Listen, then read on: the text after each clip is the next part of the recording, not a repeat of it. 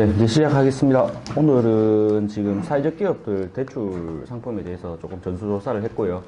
그래서 지금 소상공인진흥공단에서 그 활용 가능한 창업 후에 이제 그 사회적 기업 중에 초기 창업 기관을 대상으로 소상공인들 정책 자금에 대해서 좀 살펴보도록 하겠습니다. 하고 첨부 서류들이나 작성 방법들에 대한 부분들의 절차에 대해서 안내를 하도록 하겠습니다.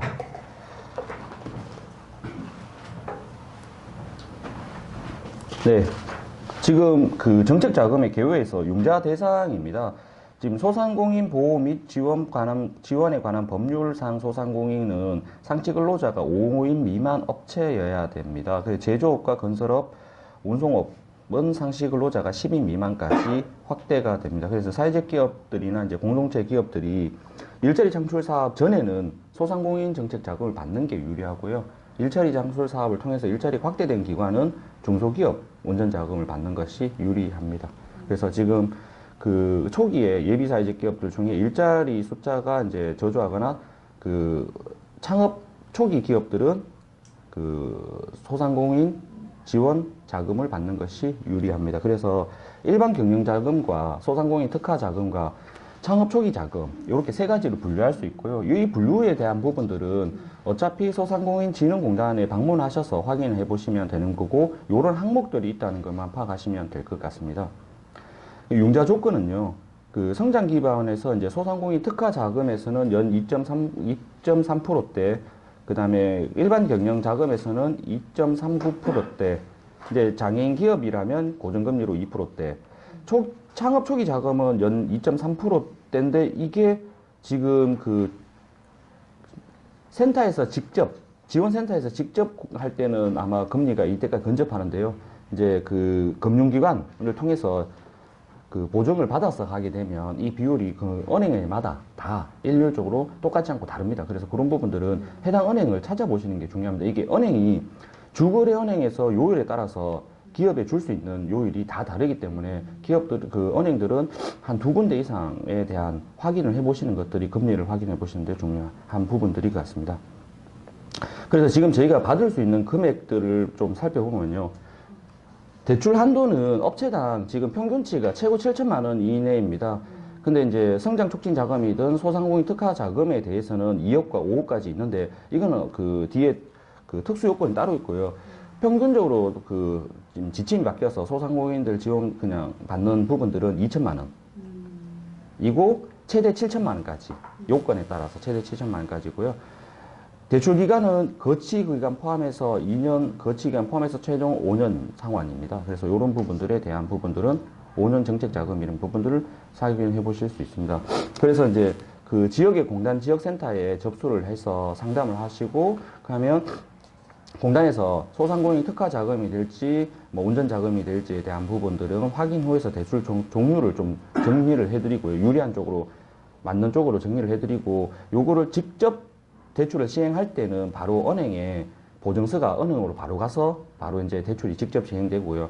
이게 직접 시행이 안 되는 것들은 신용보증기관에 있는 신용보증재단이라든지 신용보증기금으로 보내서 보증서를 발급 후에 은행에 대출을 받게 됩니다. 이 대출들은 대부분 100% 담보 대출이라서요. 은행에 가서 이 은행에서는 대출을 실행하실 때 그 대출이 안 되는 경우가 극히 드뭅니다. 그러니까 대출은 대부분 은행에서는 다 통합니다. 그래서 이런 부분들은 그 공단과의 관계가 중요할 것 같습니다.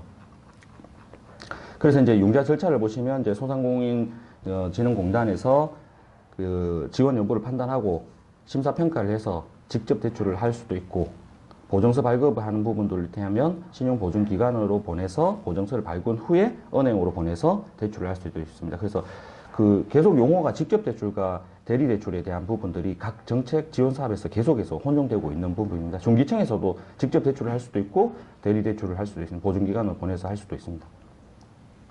이게 이제 시기가 중요한데 정기 접수는 2017년 1월 16일부터 1월 31일까지 접수를 하고요.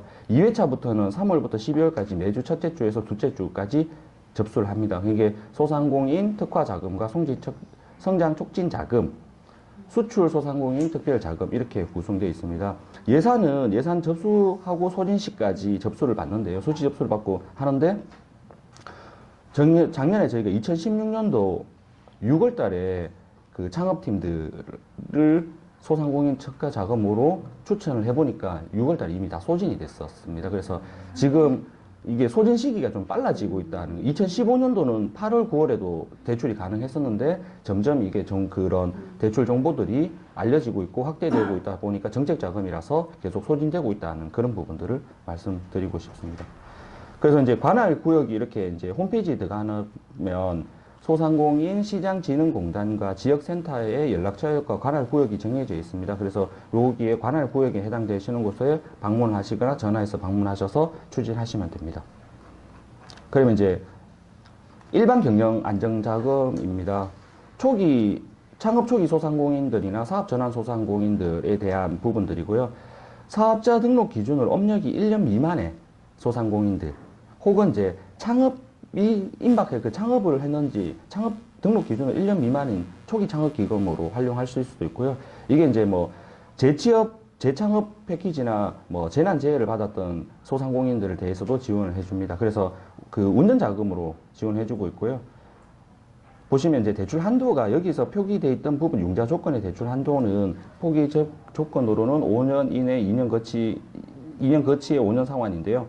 대출 한도는 기업당 7천만 원. 근데 평균치가 창업자금에서는 2천만 원 평균이고요. 특수한 예외 요건에 의해서 이제 그 기업당 그런 지원 금액들이 늘어나는 부분들이 있습니다.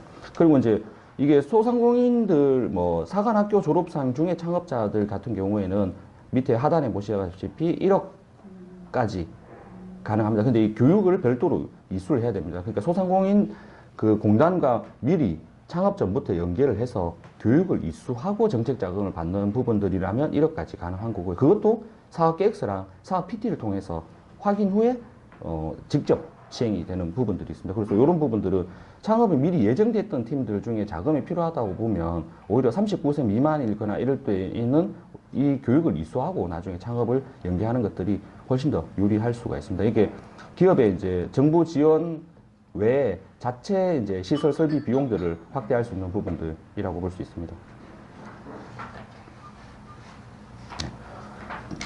요 나머지 내용들은 소상공인 특화 자금이 있고요. 요것들은 이제 뒤에서 다 확인을 가능할 수 있는 부분들이고, 앞에 언급했던 것처럼 상시 근로자 수 10인 미만인 부분들이고, 주요 업종들은 그 표준 산업 분류표상 C로 시작하는 제조 위주로 지원이 되고 있고요. 요 부분들은 그 운전 자금과 시설 자금으로 병행되는데, 그 기업당 연간 5억 이내, 운전 자금은 1억 이내고 소진공에서 직접 대출을 합니다. 하는데 이제 요건들이 이제 그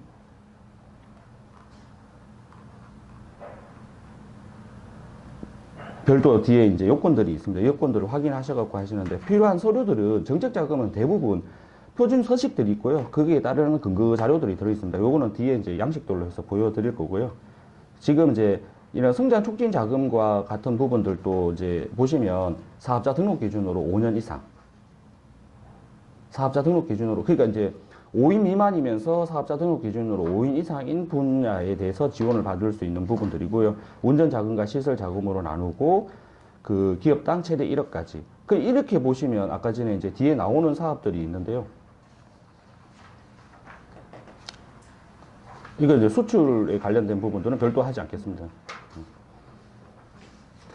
이제 이렇게 보시면 이게 더 유리할 수도 있죠. 그러니까 39세 미만인, 그러니까 소상공인들 중에 만으로 39세 미만인 소상공인들이 중소기업 청장이 정한 교육과정, 아까 전에 얘기했던 그런 그 소진공에서 진행하고 있는 교육과정을 이수한 12시간 이상한 소상공인들에 대해서는 기업당 1억까지 대출이 가능하다는 것을 보면 39세 미만의 창업자들은 창업 전에 꼭 필수적으로 소상공인 지원센터를 통해서 이런 부분들을 교육과정 확인하고 이후에 이제 대출을 예정한 후에 이제 창업하는 것들이 훨씬 유리하겠죠. 그러니까 앞에 업력보다는 지원 정책이 이게 더 효율적일 수도 있습니다.